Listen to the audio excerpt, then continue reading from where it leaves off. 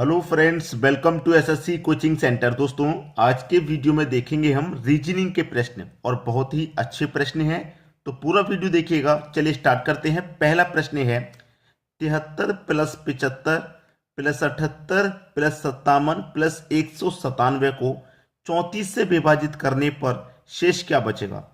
ये जो सभी संख्या हैं दोस्तों, देखिए प्लस में दी गई हैं, तो सभी को हम क्या करते हैं, प्लस कर लेते हैं। ठीक है, सभी को प्लस कर लेंगे। इन सभी संख्याओं को हम जब प्लस करेंगे तो सभी का योग कितना आ जाएगा, 480 आ जाएगा। 480 आ जाएगा इन सभी संख्याओं का योग। 480 आने के बाद इसको हमें 34 से विभाजित करने के लिए कह रहा है, यानी कि 34 से इसको हमें भाग देना है। 34 से इसको भाग देना है। ठीक है, चलिए जब मैं इसमें 34 से भाग दूंगा, 34 से एक बार मैं भाग दूंगा। पहले तो 48 है, 34 से कम 34 कट गया। अब 48 में से 34 जब कट गया तो कितना बचेगा, 14 बचेगा और एक ही जीरो, यानी कि 140 बचेगा। 140 में क्या करना है, 34 से भाग देना है। ठीक है, चलिए 34 से मैं भाग दूंगा 140 में। 34 चौके 136 तक कटेगा। 34 चौके 136 तक कटेगा, तो 140 में से 136 तक कट गया तो 4 ही बचा। हमसे यही तो पूछा था कि शेष क्या बचेगा, तो 4 शेष बचेगा। यही हमारे प्रश्न का आंसर आ गया। ठीक है, यही हमारे प्रश्न का सही जवाब है। आंसर हमारा कितना आ गया, 4 आ गया। इस तरीके के प्रश्न में बड़ी आसानी से एहतियात बरतने के बाद जब आप करेंगे तो गलती नहीं होगी, वरना गलती हो सकती है, क्योंकि डायरेक्टली 34 से भाग नहीं दे सकते आप, कहीं ना कहीं एक आध संख्या में गलती हो जाएगी। ठीक है, इस बात इसलिए यहां पे हमने एक बार में काट लिया, जो बचा था वो इधर लिख लिया साइड में। अगर यहां पे कटने के बाद और भी कुछ बचता तो मैं उसे भी साइड में रख लेता। ठीक है, ताकि आराम से काटेंगे, गलती नहीं करनी, वरना प्रश्न गलत हो जाएगा। अब देखेंगे अगला प्रश्न। अगला प्रश्न है, यदि टीचर को VGCEJGT लिखा जाए तो चिल्ड्रन कैसे लिखा जाएगा। इसको इतना लिखा गया है। देखिए सबसे पहले इनको हम नंबरिंग कर लेते हैं, आराम से मालूम हो जाएगा क्या लिखा गया। टीचर यानी कि टी कितने नंबर पे आता है, टी आता है 20 नंबर पे। ठीक है, उसके बाद में ई दिया गया है तो ई आता है 5 पे, फिर ए दिया गया है, ए आता है 1 पे, सी दिया गया है 3 पे आता है, एच दिया गया है 8 पे आता है, ई दिया गया है 5 पे आता है और आर दिया गया है 18 पे आता है। यही तो दिया गया है। सबको मैंने नंबरिंग करके लिख दिया। अब इनको भी मैं नंबरिंग करके लिखूंगा। वी आता है मेरा 22 नंबर पे, जी आता है 7 नंबर पे और सी आता है 3 नंबर पे, ई आता है 5 नंबर पे, जे आता है 10 नंबर पे, जी आता है 7 नंबर पे, टी आता है 20 नंबर पे। ठीक है, इन सभी का कोड ये है और इसका कोड ये है। अब इसका रिलेशन इससे दिया गया है, इसका रिलेशन इससे दिया गया, तो कैसे पहचानेंगे। देखिए 20 में 2 जोड़ के 22 हो जाएगा, 5 में 2 जोड़ के 7, 1 में 2 जोड़ के 3, ठीक है, 5 में 2 जोड़ के 7 और 3 में भी 2 जोड़ के 5 और 8 में 2 जोड़ के 10, 5 में 2 जोड़ के 7 और 18 में 2 जोड़ के 20, यानी कि इन सभी संख्याओं में 2 जोड़ करके ये वाली संख्या बन गई। यानी कि ये जो हमारा टीचर है, सभी में 2 जोड़ा गया है, तब ये हमारा कोड बना है। तो उसी तरीके से इसका कोड बना लेंगे। चिल्ड्रन यानी कि सी कितने पे आता है, 3 पे आता है। एच आता है दोस्तों आपका 8 पे, एल आता है 12 पे, एल हमारा दे रखा है, हमारा एल दे रखा है जरा, CHI है बीच में आई है दोस्तों, बीच में आई है, आई के बाद में एल है, तो एल आएगा हमारा, एल दे रखा है, एल आएगा हमारा 12 पे। ठीक है, फिर डी दे रखा है 4 पे आएगा, आर दे रखा है 18 पे आएगा, ई दे रखा है 5 पे और एन दे रखा है 14 पे आएगा।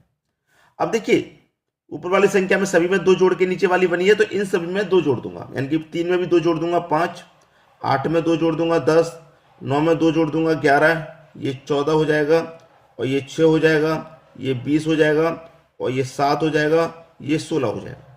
ठीक है, इनमें सब में 2 जोड़ा था तो ये वाली संख्या बनी थी और इसमें हम 2 जोड़ेंगे तो ये वाली बनी है। आंसर तो ये वाली आएगी ना भाई, कोड तो ये वाला बनेगा।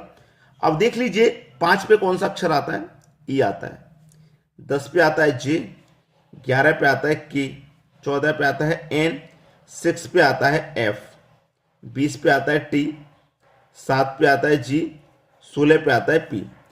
ठीक है, अब बना लो भाई किस ऑप्शन में मैच हो रहा है। ई J K N, E J K N, F T G P, F T G P, यानी कि डी ऑप्शन हमारा निकल के आ गया। यही हमारे प्रश्न का बिल्कुल सही जवाब हो गया। आसानी से कर लेंगे इस तरह के प्रश्न को। चलिए अब देखेंगे अगला प्रश्न। अगला प्रश्न है आपका, निम्न श्रृंखला को पूर्ण कीजिए।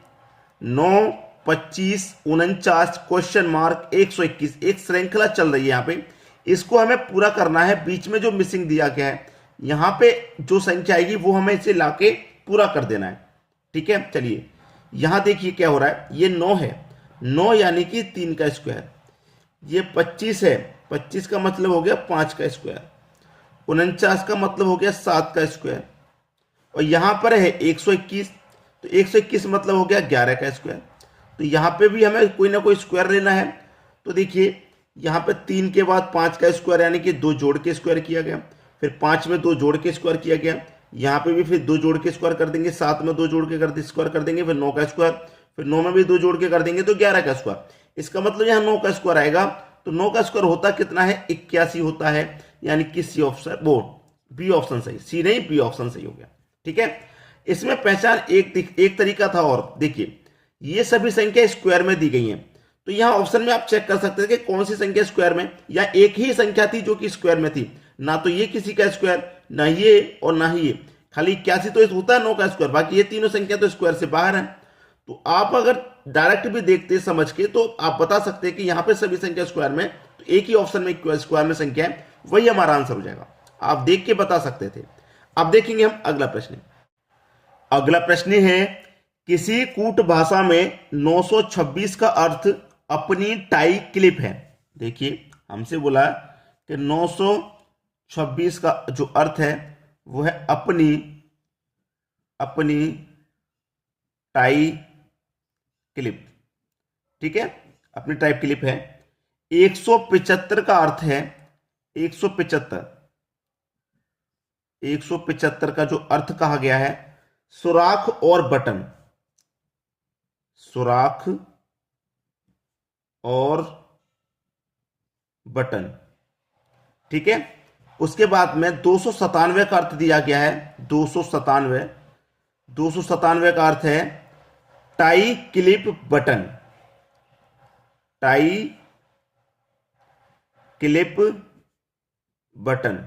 ठीक है, तो उस भाषा में बटन का अर्थ क्या होगा, इस बटन का अर्थ पूछा है क्या होगा। ठीक है, चलिए हमारा जो बटन है वो यहां पे है और यहां पे, इस वाले में बटन नहीं दिया गया, इसमें और इसमें बटन दिया गया। तो आप इसमें और इसमें ये देख लीजिए कि कॉमन क्या है संख्या में। 7 यहां पे भी है, 7 यहां पे भी है, बात खत्म हो गई, आपका आंसर 7 हो गया।